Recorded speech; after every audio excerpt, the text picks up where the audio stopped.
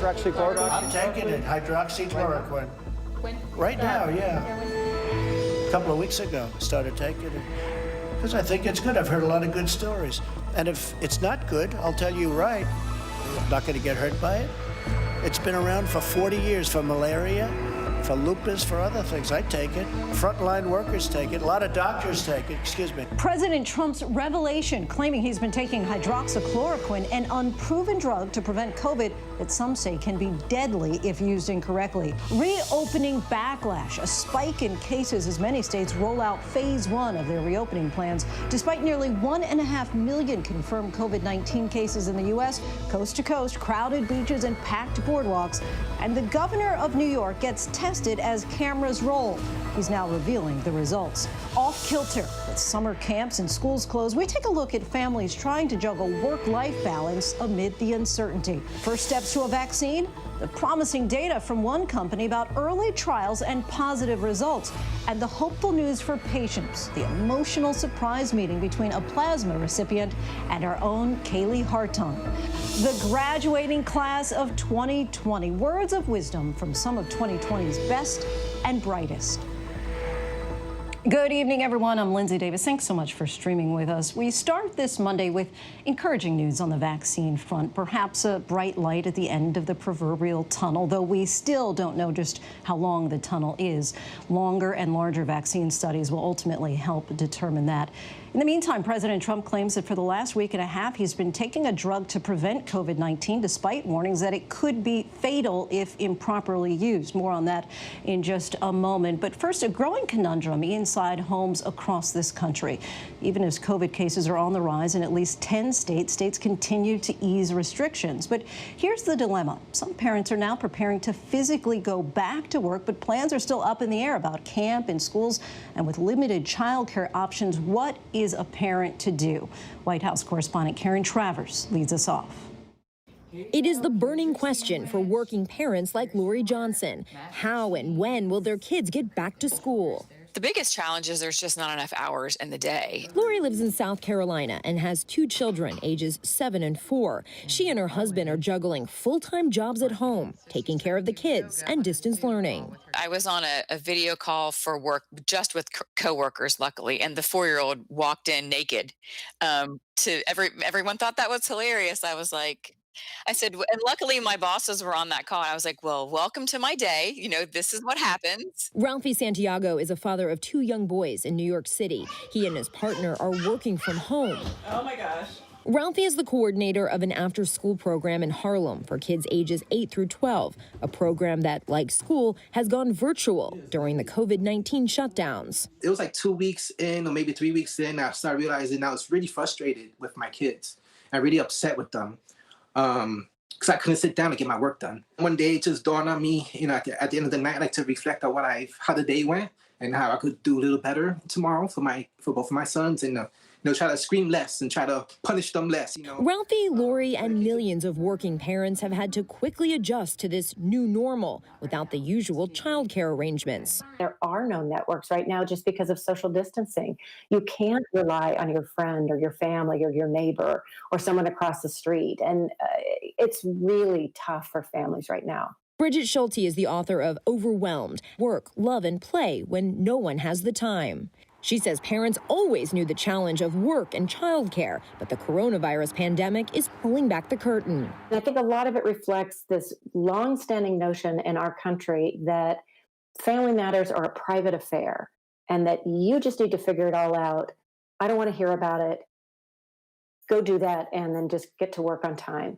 Eager to get the country back to some state of normal, President Trump is pushing for businesses to reopen and for workers to get back on the job. Our country's got to get back, and it's got to get back as soon as possible. But there is no plan right now from the Trump administration to help working parents, while schools and many daycare centers are closed. Our child care system, and I say that very lightly, it's really not a system. It's very fragile. It's kind of patched together. It's very difficult to find quality care, difficult to afford. And this pandemic has just really pushed it to the edge. Under the White House reopening guidelines, states can choose to open some businesses in phase 1, but they cannot open schools until phase 2. My company is currently planning to reopen our office at the end of May, but there are several of us with younger school-aged children, and they haven't said anything. They just haven't addressed that point yet. I recently asked President Trump about this issue. Mr. President, about childcare, though, millions of Americans aren't sure how they can go back to work if schools are closed. How can they have their kids taken care of? Is your government considering something in addition to helping employees stay employed to help them take care of their kids? That's a good question. I think the schools are going to be open soon. But schools in 48 states and Washington, D.C. closed for the remainder of the academic year.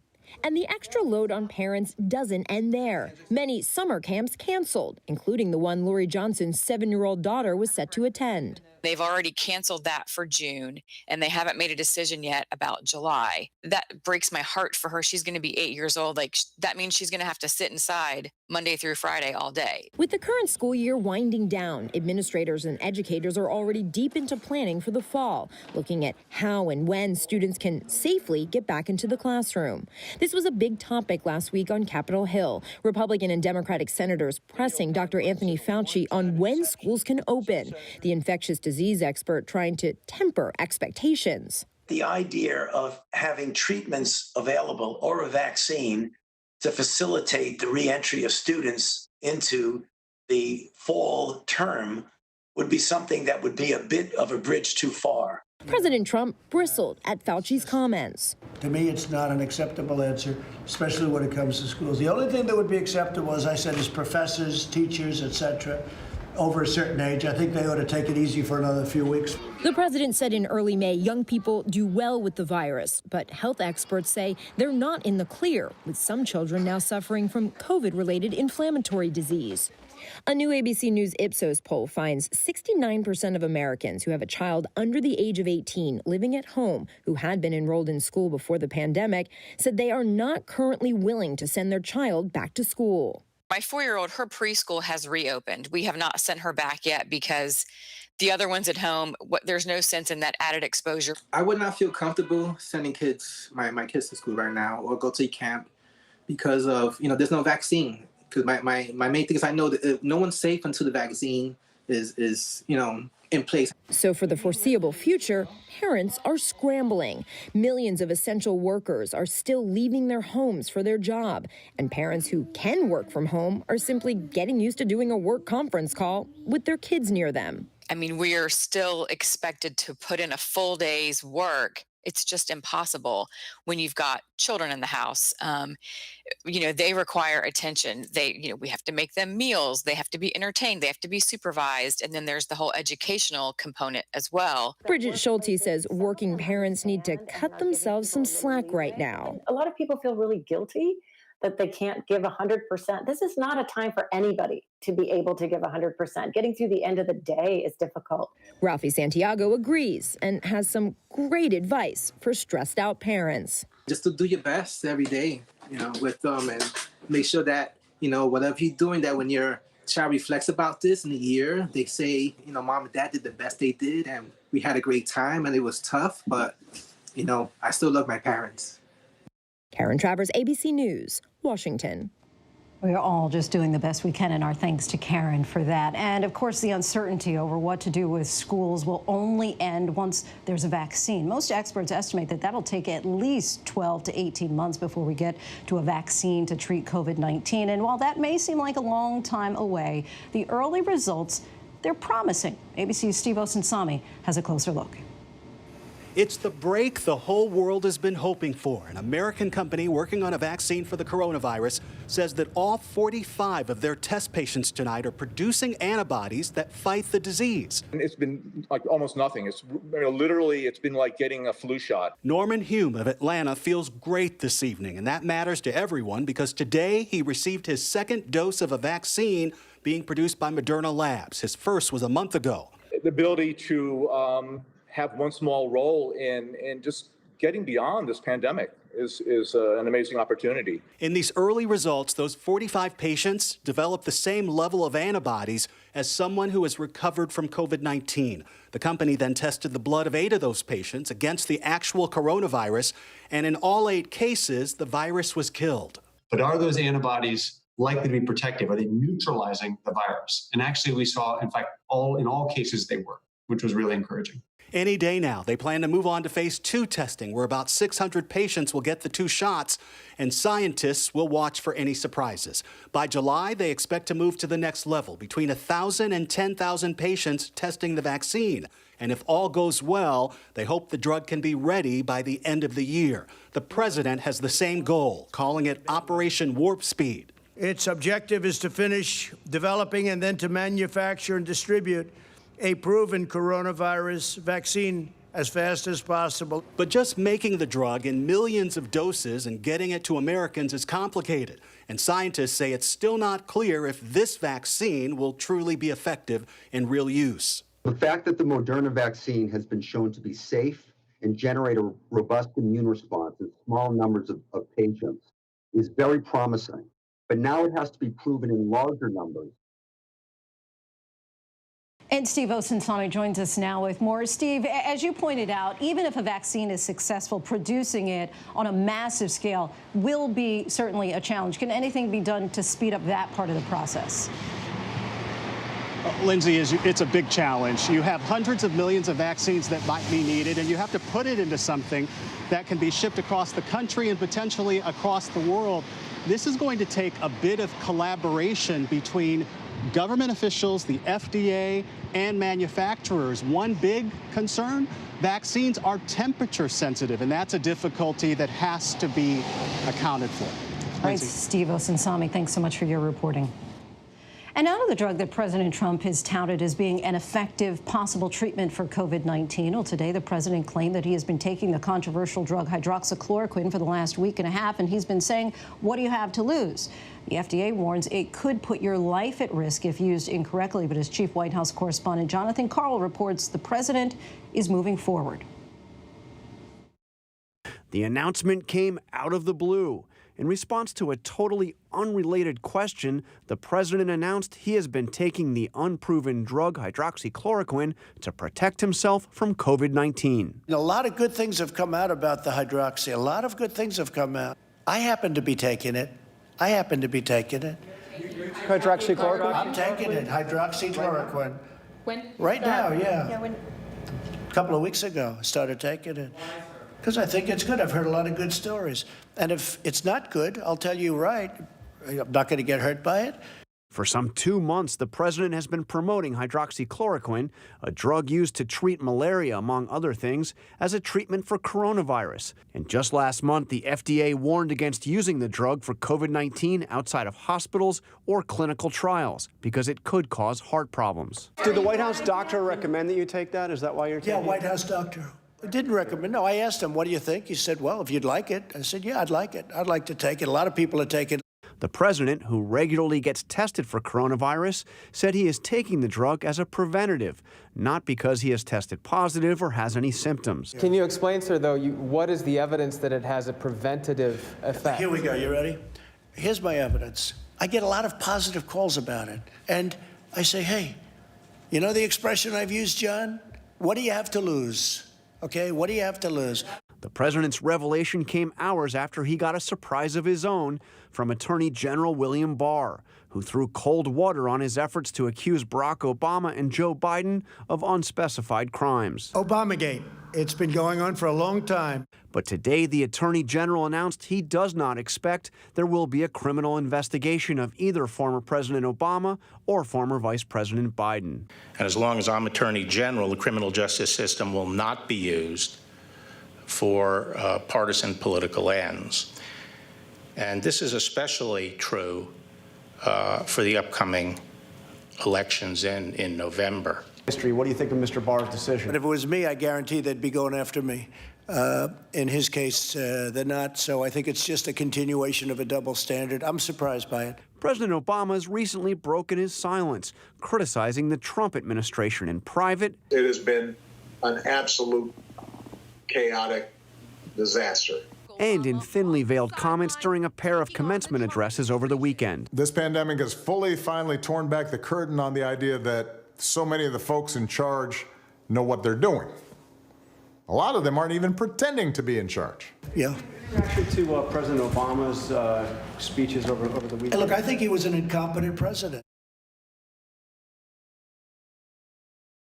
And Jonathan Karl joins us. Now, John, did the president express any concern about any potential risks from taking the drug? And also, do we know if anyone else at the White House is taking it? Well, no word on whether any other employees here at the White House, any of the president's senior advisors are taking the drug. Certainly nobody else has stepped forward to say that they are too on hydroxychloroquine. In terms of the potential dangers, the president seemed to suggest there are no dangers. He said, repeating a line he used often during the campaign, "What have you got to lose?" Suggesting that there really isn't, there really aren't any dangers. Of course, that Lindsay, is not consistent with what the FDA has said. The FDA has warned that it could cause heart problems. Even death. Even death. All right, Jonathan Karl from the White House, thanks so much. And now we want to take a step back and look at where we are with the science of COVID-19. Every week brings us more data. Here now, joining us is Dr. John Brownstein, an epidemiologist at Boston Children's Hospital and an ABC News contributor. Thanks so much for joining us, Doctor. Thank you. So we just discussed with John Karl, President Trump saying today that he's taking hydroxychloroquine for prevention, even though he says he has no symptoms and has tested negative for the virus. Just to use his own words, where he says, what do you have to lose? It's our understanding from the scientists you could lose your life. Is that accurate? Yeah, it's absolutely true. You could lose your life. And it's unfortunate that we're sort of backtracking in the science here, right? Because clinical trials, scientific research have all shown that this drug is not effective against COVID-19. And in fact, there are potential negative consequences like heart rhythm issues and even death. So of course, this drug has been around for a long time. It's used to treat malaria and lupus, but there's no reason to be prescribing or taking it right now, given the evidence that we have today. So you would tell our viewers not to follow the president's lead here? Unfortunately, the science does not line up with what the president is saying. Of course, you always need to be talking to your provider about what medications you should be taking. But currently, the clinical evidence is not in favor of this. So yes, we should not be necessarily listening to what's happening from our president today. But the president also said today that a lot of doctors and people on the front lines take hydroxychloroquine. Is that something that you've been hearing about? No, the providers, doctors that I work with here through the Harvard system, nobody's taking this drug. There's a high concern that exists across my community about this product. Clearly it has a time and a place to be taken, but not among frontline providers. There's a fear about the adverse events that it can cause, and they're not taking it and they're not recommending it to their patients. Okay, let's move on. One key question is whether people who've had COVID-19, if you can get it again. We've learned that over a dozen sailors on the USS Roosevelt tested positive after it seemed that they had recovered. So what does that latest research tell us about reinfection?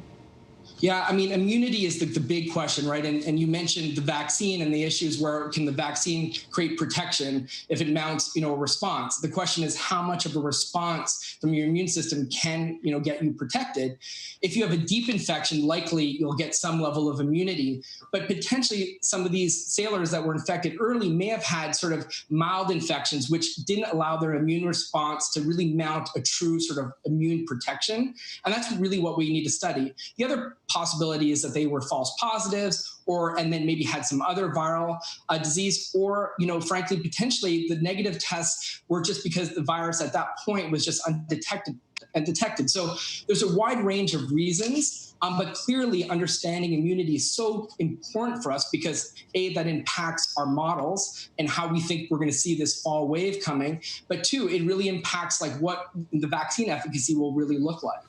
And what about the long-term impacts of COVID-19? With people who have recovered, even if they had only minor symptoms, will they potentially face health problems down the road? Right. So I think for the vast majority of people that have had mild symptoms, they're going to have a full recovery, just like you would have had any sort of minor cold, right? I think the question really becomes those who had more severe illness, right, that were were hospitalized and potentially had, some issue around organ function, what long-lasting issues that they're going to experience. I mean, we often talk about cases and deaths, but we don't really talk about the sort of long-term sort of impact on sort of your life post-infection. And that's a conversation that really needs to take place. And clearly mental health is another component. But for the vast majority of us that have just finding out that we're infected, maybe through antibody tests, really there's not going to be any long-term consequences of that infection. There seem to be some effective treatments for patients with severe COVID-19 symptoms like blood thinners, remdesivir, and plasma therapy. Do you think that COVID-19 is becoming a less dangerous disease, perhaps, because of these treatment options? Yeah, I think really we shouldn't be cavalier now. Clearly, there's some good evidence around the antivirals that you mentioned. Blood thinners are sort of not necessarily clearly shown to be incredibly effective. I think that, we can't really treat this virus in any different way until we get the vaccine. So we have to be, really concerned, especially for our vulnerable populations. People with chronic illness, our elderly, they still at the same risk and really at the same risk of dying. So we should really maintain our, a high level of concern and not really change what we're doing today. And lastly, do you have any indication that the virus is mutating? And if so, could it become any less or more dangerous?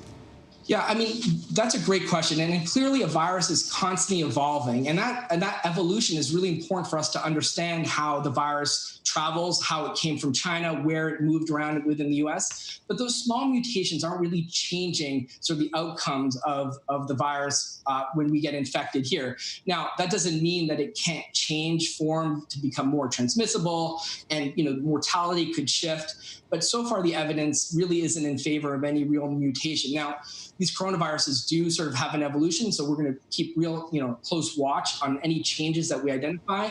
But for now, still the evidence points to it's the same virus, that came out of China. Dr. Brownstein, thank you so much for your time. We really appreciate it.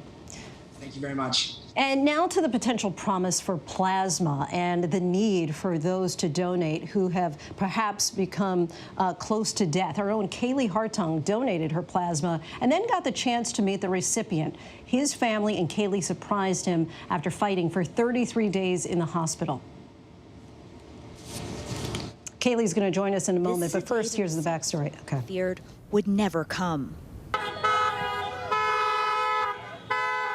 Daniel and his wife Maritza were both diagnosed with COVID in late March, but Daniel's condition quickly worsened. The doctors told us my dad had 20% chance of living. Rushed to Pomona Valley Hospital, he was immediately put on a ventilator.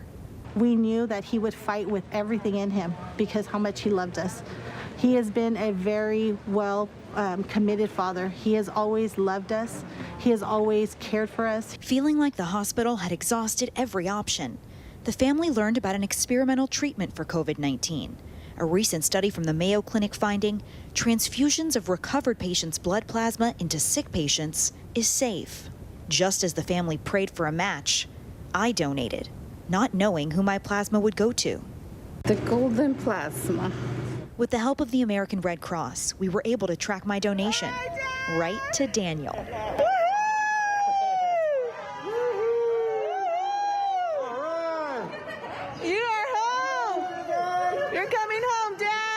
The Macias family inviting me to the surprise of a lifetime. And now we are the last car in this parade.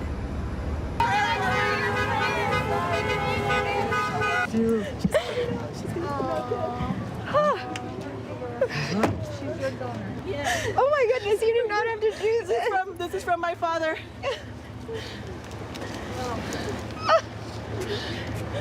Thank you, Kaylee. You gave me something that only the Lord can do with you. Thank you very much. I love you. I care for you. Daniel, I love you. This is the greatest honor of my life to be able to do this for you. Daniel and I, who have now both tested negative for coronavirus, embracing with hospital staff nearby. How are you feeling? I'm feeling really good. Yeah. Really good. It was just right away. The next day he started doing better. And 3 days later, we took the tube, your breathing tube away. You could breathe on your own only 3 days later. And then, you just kept doing better and better and better. And here you are. So you're our sister too. You're welcome. And let me tell you, God knew that my dad needed a girl donor because you fit perfectly with #girldad, okay? So you're right in there with us. So you're our sister for life. She's got another dad. Yeah. Thank We're you. watching over you. God is good. You come over, you visit. This is your home. This was a love that nobody could put a price on. And yet will forever, ever, forever be in our hearts.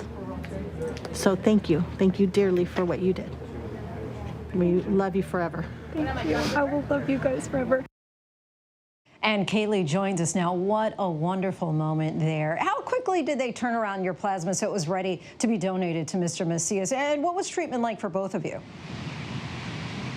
Well, when Daniel and I's family pieced together the timeline over the weekend, it was truly remarkable. It was just 3 days after I donated that he received my plasma. His medical team telling me they saw an improvement in his condition almost immediately. 3 days after receiving my plasma, he was taken off a ventilator, able to breathe on his own for the first time in over 2 weeks. It was a total of 33 days that Daniel spent in the hospital before heading home to his family. And each of these cases is different, Lindsay. This story is only anecdotal, but I want to remind everyone something I've said to you here. It doesn't hurt to donate. The process was painless for me. It was over in a little more than an hour, and it's not really much different than having blood drawn. So for anyone who's tested positive for the virus and thinks they may have these antibodies, you can reach out to your Red Cross just like I did. Yeah, painless and potentially life-saving. And Kaylee, how much of a demand is there right now for plasma with antibodies? The demand is tremendous, Lindsay. The Mayo Clinic tells us that a little more than 12,000 patients have received this convalescent plasma, but there is a wait list thousands of people long. So again, for anyone who's tested positive for the virus who has these valuable antibodies, I say there are people just like the Macias family who are praying right now that you will donate. And even if you don't have those antibodies, there is still a need for blood. So again, reach out to your Red Cross, your local blood bank, and see what you can do to help. Yeah, the need is great. And Kaylee, thank you for your life-saving efforts and for that reporting. We appreciate it. And when we come back, it is not hurricane season just yet, but tell that to Mother Nature. We're tracking the first tropical storm of the year. We're learning new details about last year's attack on a Florida naval base, the significant ties to a terror group federal prosecutors say they've discovered. So many are eager for sports to come back. Up next, we speak with a Major League Baseball player who recently lashed out about the negotiations aimed at bringing athletes back on the field.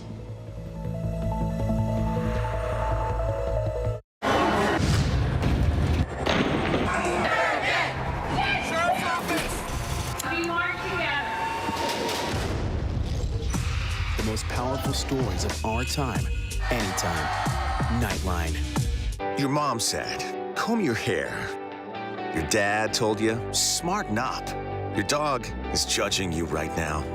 And your best friend just called you crazy. We all need someone who'll pull no punches and give it to us straight. Now imagine getting your news like that. No bull, no spin, just give it to me straight. Straightforward news. Straight to the heart of the story. ABC News, straightforward. The Americans here on the ground and the Iraqis. 18,000 tons. Patatas. Ismail? David. Over ground zero from Hurricane Michael. You can see just home after home. David, nice to meet you. This was your view. My favorite view. Thank you very much. Thank you. Right now, how do you make sense of it all? Now, afternoons on ABC, one place with the good information you need. We are all in this together, and we're going to get through this together. Pandemic, what you need to know. Afternoons at 1 Eastern, 12 Central and Pacific on ABC. I also have been encouraging major sports teams to plan reopenings without fans. But the games could be televised. New York State will help those major sports franchises to do just that. Hockey, basketball, baseball, football, whoever can reopen, we're a ready, willing, and able partner. That was New York Governor Andrew Cuomo today calling on leagues to play ball this summer. And some sports are already back in action. NASCAR resumed this weekend without fans in the stands at Darlington Raceway in South Carolina.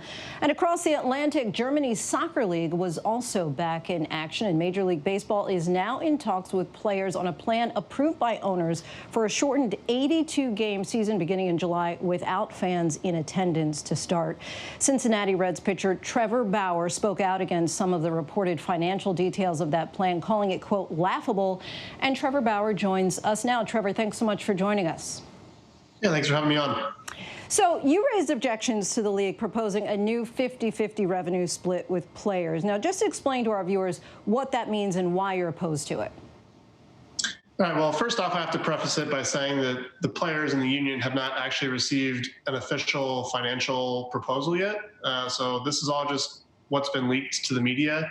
But basically what it is back in March, we agreed to take a prorated amount of our salary. That's the agreement that we have currently in place. And when baseball players sign a contract, it's not based on games played or number of days or anything like that. You sign per season. It's a lump sum for a season's time. And now what's being proposed is that owners don't think that they're going to be able to make as much money as they were anticipating. So now they're asking players to share in that burden as well. But when owners make a lot of money in a season, players don't see the benefits of that directly. What they're basically proposing is that they're going to privatize gains and they're going to socialize losses. And we shouldn't, we don't see any of the upside. We shouldn't see the downside as well. Owning a business is a risk, and this is part of the risk. And so you've mentioned that the players already agreed to the deal in March to reduce salaries based on fewer games. But I want to read to you from an AP report. And it says that March deal is contingent on playing in front of fans at regular season ballparks. The agreement committed both sides to discuss in good faith the economic feasibility of playing games in the absence of spectators or at appropriate neutral sites. So according to the AP, the league says that they'll lose $640,000 for every game played without fans, which could add up to billions over the course of a shortened season. So don't the players need to negotiate based on the economics if there are no fans at parks and not on the March deal, which assumed regular play? Yeah, so the March deal, there's a couple different stipulations that must be met in order for a season to resume, that being one of them, player safety being another one of them. And then there is a clause that says if, those cannot be met, that both sides agree to have a good faith discussion about the economic feasibility of playing without fans. Players are being asked to take a lot more risk. If the fans are not in the stands, then clearly there are certain public health safety recommendations that haven't been met yet. There's a large safety risk that's being asked of players here to get back out there and play. And, we shouldn't have to play for less for that, given that we have an agreement in place already. I also want you to take a listen to one of your fellow players, Blake Snell, talking about this recently. For me to take a pay cut is not happening because the risk is through the roof. It's a shorter season, less pay. Like, bro, yeah, man, I gotta get my money. I'm not playing unless I get mine, okay? And that's just the way it is for me. So, of course, we understand that the safety concerns that you mentioned and also your teammate or your colleague as well. But any worry or concern at all that players might, who are making millions of dollars, they may look tone deaf or perhaps greedy to many Americans who are struggling at this moment to make ends meet during this crisis? Sure. There's always going to be people that look at players and say that we're greedy, or that look at owners and say that they're greedy. What happens is when these details get leaked to the media, it's meant to position owners as, look, we're trying to get back on the field for the fans, and the players are the ones that are holding it up. And at some point, like, a deal is a deal, and there's an industry that makes a certain amount of money, and we're the product on the field. The fans come to watch us play. They don't go to watch the owners run a business or anything like that. So we're not asking for anything that's out of line here. We're just asking to be compensated fairly based on what is going on in the industry. And we have a collective bargaining agreement in place that outlines what is fair. Are you still willing to negotiate, or are you saying that you will not step out onto that baseball diamond unless what you agreed to in March is met? Look, there's always room for negotiations. I think we should hear all negotiations. We're still waiting for a proposal. Like I said, MLB hasn't even made a proposal yet. They've just been judging public sentiment. All the players want to get out there and play. We're missing baseball. We want to get out there and play. We're not getting paid right now. So players that aren't making, players making league minimum aren't, they're struggling right now too. They don't have a whole lot of money in the bank. The league has also outlined detailed safety protocols that would be in effect to have a season. What's your reaction to what they've proposed, and whether it properly addresses the concerns that you and other players have about the COVID risks? Look, there's good things about it and things that we need to clear up. There's going to be some back and forth on it for sure. But that's really where the main focus should be, is the health and safety of the people that are going to be out there performing on the field. And once that's addressed and we understand what that looks like and that's kind of agreed upon, then we can talk about the rest of it. And bottom line, if you were a betting man, do you think that we're going to see baseball back this summer? Yeah, 100%. Trevor, thank you so much for your time. We really appreciate you talking with us tonight. Yeah, thanks for having me on. And still lots more to get to here on ABC News Prime. What did Secretary Pompeo know about the investigation into his actions? His response from that firestorm that erupted after a State Department watchdog was removed from his job. And the rankings are in as the pandemic reshapes our economy. What are the biggest companies on the Fortune 500 list? But first, our tweet of the day, one comedian paying his respects to another.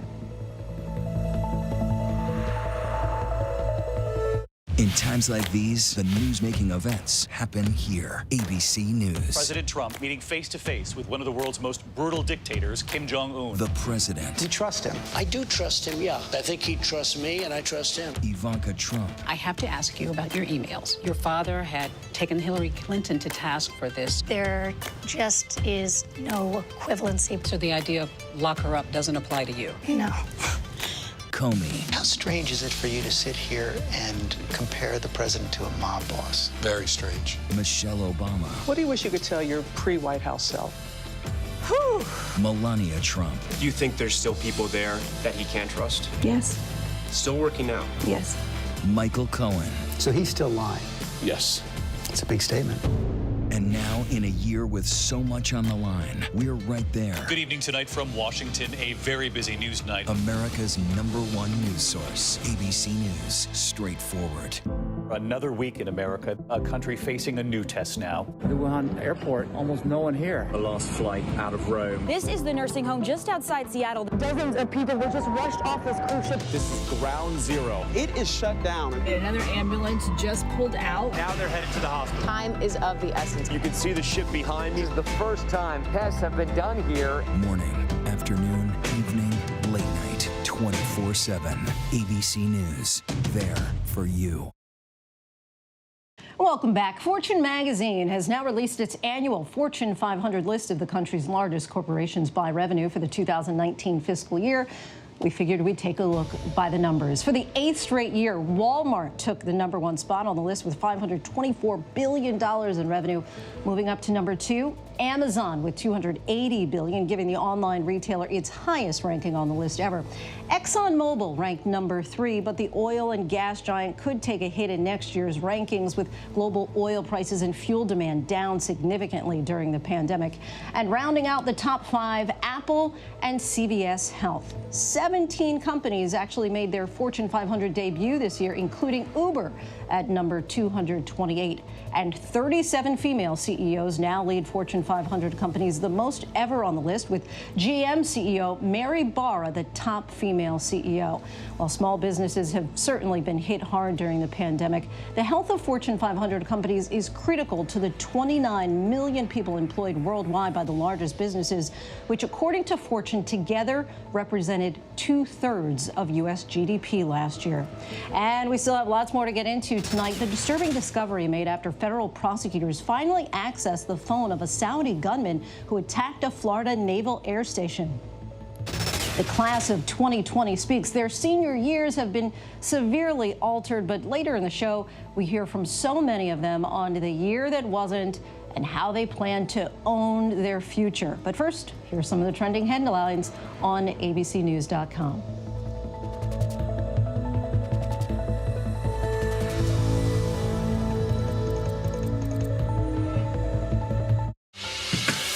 Seeing right now, this is part of the eye wall. This procession of migrants goes back 2 miles. There is going to be catastrophic damage. This fire has made a run. You can see those flames shooting up into the sky. We are on the jam-packed red carpet. To the right, guys. So this is the 4th weekend of protests.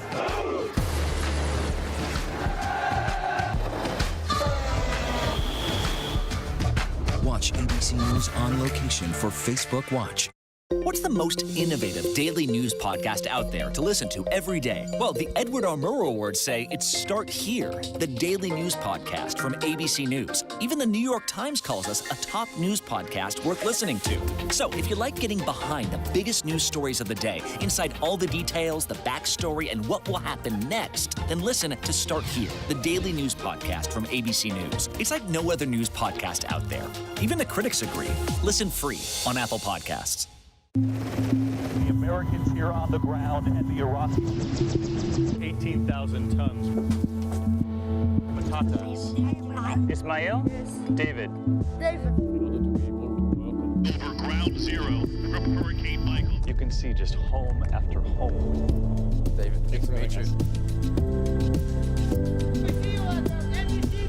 This was your view. My favorite view. Thank you very much. Thank you.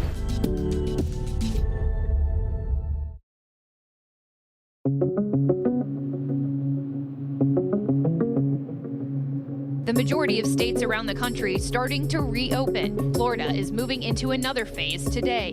Governor Ron DeSantis giving gyms in South Florida the option to reopen. So we want to keep building off that success and get Florida back on track. Massachusetts becoming the 49th state to start the process, all but Connecticut welcoming back at least some of their businesses. It follows a weekend of rampant activity for Americans across the country. I think people are being pretty respectful. Crowds flocking to beaches on both coasts. Restaurants like this one packed with people. Near Orlando, Florida, 7 people arrested after chaos at a block party. Deputies saying they were hit with glass bottles. And as the U.S. reopens, 8 states still seeing an increase in the number of new cases. New York City remains under stay-at-home measures, even though parts of upstate are lifting restrictions. Mayor Bill de Blasio says the city won't be ready until at least June, and it won't be business as usual. I want us to recognize we still have to fight back this disease. It won't be forever, but we have to fight it now. Stock market soaring today after American biotech company Moderna announced its experimental COVID-19 vaccine is producing antibodies and is proving to be generally safe in the first phase of clinical trials. This weekend, Federal Reserve Chairman Jerome Powell telling 60 Minutes, don't bet against the American economy, but it won't bounce back overnight. This economy will recover. It may take a while. It may take a period of time. It could stretch through the end of next year. We really don't know. President Trump firing the State Department Inspector General on Friday night. This is the 4th person in that role in the past 6 weeks. The source tells ABC News that the Inspector General was investigating whether Secretary of State Mike Pompeo was using a State Department employee to do things like walk his dog and pick up his dry cleaning. Pompeo has since confirmed to the Washington Post that he asked Trump to fire the IG, but insists the firing wasn't out of retaliation because at the time he didn't know of the reported investigation. A new mystery on the board of the USS Theodore Roosevelt, where thousands of sailors had to go into quarantine after a coronavirus outbreak on the aircraft carrier. 13 sailors who showed no signs of the disease have tested positive again, despite clearing all the protocols to go back aboard, including 2 previous negative tests. Welcome back. Another week, another grim milestone. More than 90,000 American lives lost from COVID-19. Until there's a vaccine for the coronavirus, determining when and where it's safe to go appears to be somewhat of a moving target. But across the country, as the death toll mounts, we're seeing attempts at trying to return to normal, or whatever the new normal is. Our Eva Pilgrim reports. Tonight, more than 130,000 auto workers back on the job for the first time in 8 weeks, some with mixed feelings. Shouldn't be here. It's not fair. The big 3 car makers restarting production. Life is risk. I think this is a minor one. I'm willing to take it to put food on the table. Workers now getting screened with temperature checks. You've been around anyone that had COVID in the last 14 days that you're aware of? Wearing masks, gloves, and protective eyewear. It comes as many Americans appear eager to get back to some semblance of normal life. Over the weekend, beaches in Los Angeles packed despite orders barring sunbathing. In New Jersey, one of the hardest hit states, thousands crowding boardwalks and flocking to the beach as well. It's nice to soak up the sun back on the beach. This morning, defiance outside this New Jersey gym. USA! USA! Determined to open its doors despite state orders. Social distancing rules in place, temperatures taken at the door. Today, Massachusetts becoming the 49th state to start to reopen. Connecticut to follow on Wednesday. We cannot move forward unless we commit to continuing to slow the spread. But tonight, concern about the spread after scenes like this at bars and restaurants, even on hiking trails. Too many people without a mask. In New York, officers wading through the crowds with banners showing what 6 feet apart looks like. Tonight, cases of the virus still on the rise in 10 states. Texas reopening gyms 2 days after marking its highest one-day increase in cases. Hundreds tied to meatpacking plants. When we increase testing in hotspots, the number of people testing positive is going to spike. Then what we find is that usually within a week or two, the flare-up is contained.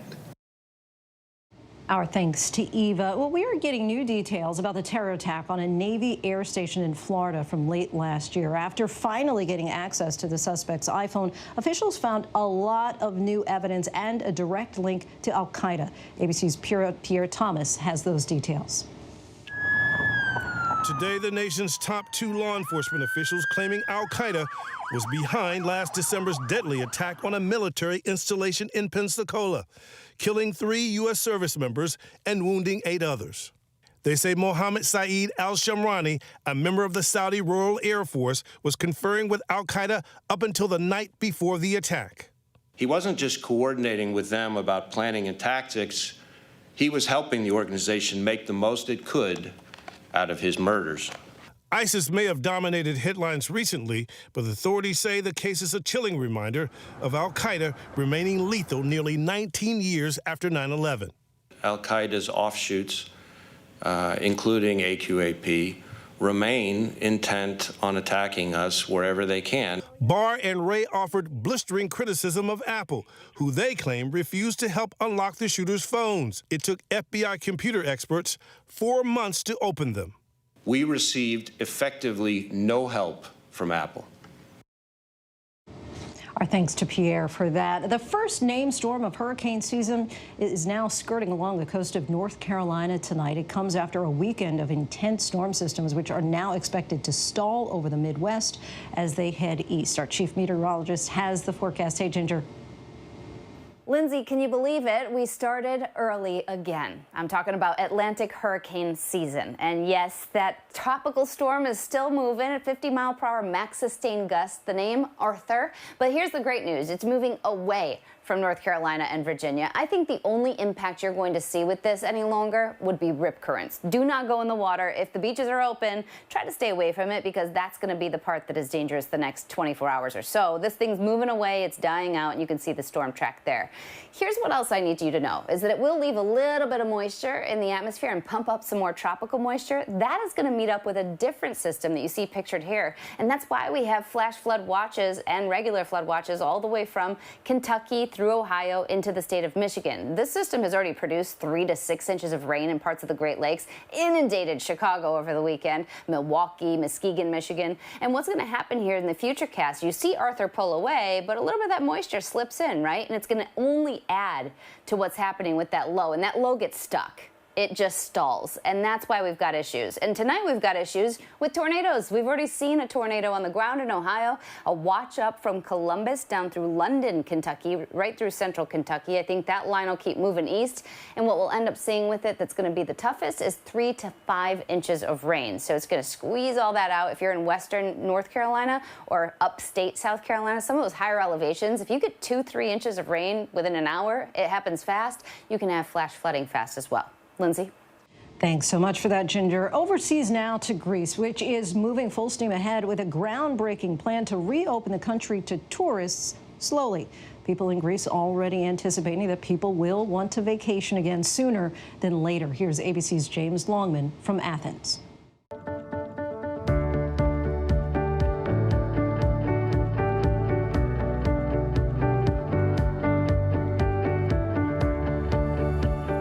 Hi everyone, and welcome to another Feel Good News out on the road once again, this time in Athens, Greece. And take a look, we're right outside the Parthenon.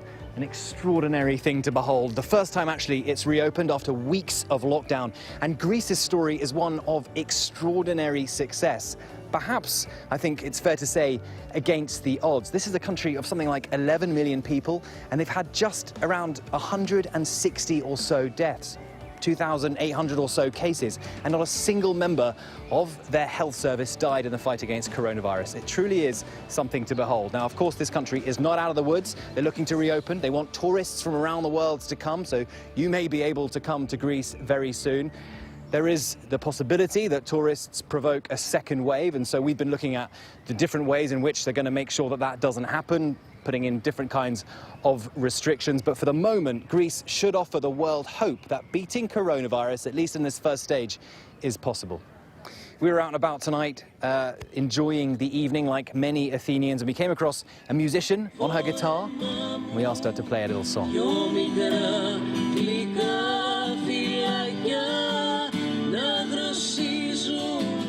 Come to Greece because it's a safe place to have your vacations, and we need your support. So there might be a lot of work still to do for Greece, but so far people here are very proud of their country's response to coronavirus. Right, so back in the United Kingdom, we managed to speak to a very special 12-year-old Cameron Douglas. Cameron caught the eye of Superintendent Elliot Foskett from Northamptonshire Police Department during a Facebook Live Q&A. He raised the question on how they could help him get something to his elderly grandma. Have a listen to their story. After we started printing the face shields, we thought it'd be a good idea to give it to my nan, who's in the care home, because there are current cases of coronavirus in there. So we didn't want her or any of the nurses to catch it. And we ran a special Facebook Live for our younger viewers, our children and younger people. We get a question raised from Cameron explaining the situation that he'd made this PPE, really wanted to get it to his grandmother's care home down in Wiltshire. Well, we sent a car round to Cameron to pick up the PPE, and it was all boxed up and all sealed up, and then we relayed that down to our county border. Wiltshire then took it onto the care home for us. So really was a combined effort, a real team effort. What I've heard is that she was really, really happy. What I've done might encourage people, because you could practically say that you're saving lives and have helped others and help the society, really, because we're going through quite a tough time right now, and I'm sure people want to help as much as they can. Cameron, really good to talk to you again, and you know, keep going at it, my friend, keep going, it's brilliant. You're an absolute, as my team have said so many times, you definitely are a legend. Really, really good. Thank you so much to the police officers and the people who have donated. I wouldn't have been able to do it without you. What an incredible little boy. And take a look at this creative celebration. Like millions across the country, students at Carlisle High School in Carlisle, Pennsylvania, had to cancel prom because of COVID-19. To help the teens celebrate their missed milestone, resident Preston Griffin and a group of local businesses teamed up to create Prom on Wheels.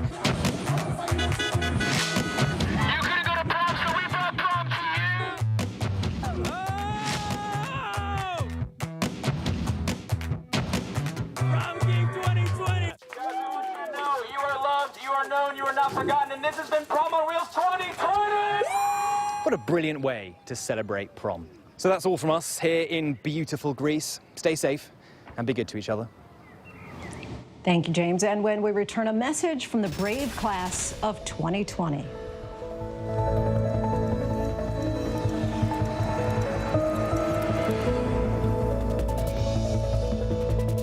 Right now, how do you make sense of it all? Now, afternoons on ABC, one place with the good information you need. We are all in this together, and we're going to get through this together. Pandemic, what you need to know. Afternoons at 1 Eastern, 12 Central and Pacific on ABC. Friday nights, 9/8 Central. True crime, cinematic, real-life drama, stunning, the unthinkable.